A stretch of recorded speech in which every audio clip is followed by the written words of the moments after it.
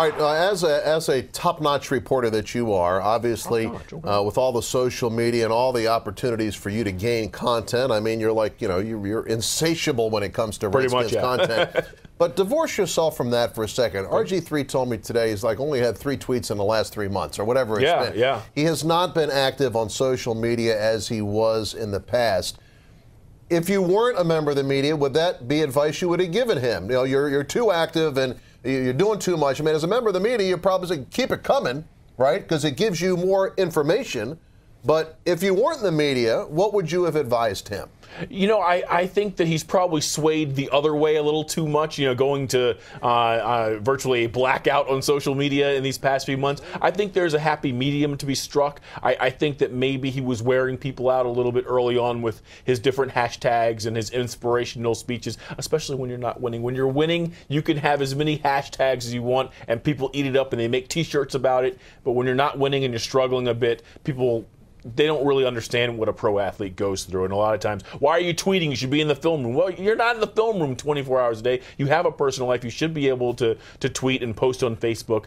I think there's a happy medium to be struck there, and he still is, I think, struggling to find it between posting 10 times a day and maybe telling people too much, right, and having a virtual blackout. Now, he's obviously had a couple very serious injuries over the last few years, and that really has impacted his performance. Sure. How does he look physically? And, he's obviously got a lot of physical ability from where you watched. You saw 2 practices. What'd you think? I thought physically this was the best he has appeared to me since his rookie season. He doesn't have any braces on any parts of his body. He doesn't seem to be struggling with anything. Even he said this is the best he's felt mentally and physically. And, in 2013, obviously, he was coming back from that devastating knee injury. Right. Last season, he was struggling to get a grasp on a new offense. This year, it should be better. He's healthy, and this is the second go-round with Jay Gruden's offense. It should be coming to him more easily and more effortlessly, and I think we're starting to see that.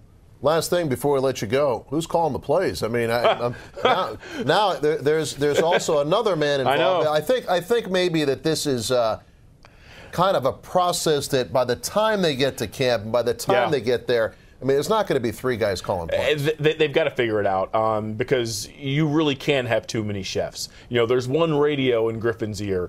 And, one thing that they struggled with a little bit last year was getting in and out of the huddle quickly, being able to get to the line, because you want Robert to be able to get to the line, survey the field, and then make checks if he has to. Right. If you're getting up there with 3 seconds to go, you're just snapping the ball. And I think if there's 3 guys, kind of getting together and saying, hey, what about that play needs to be made?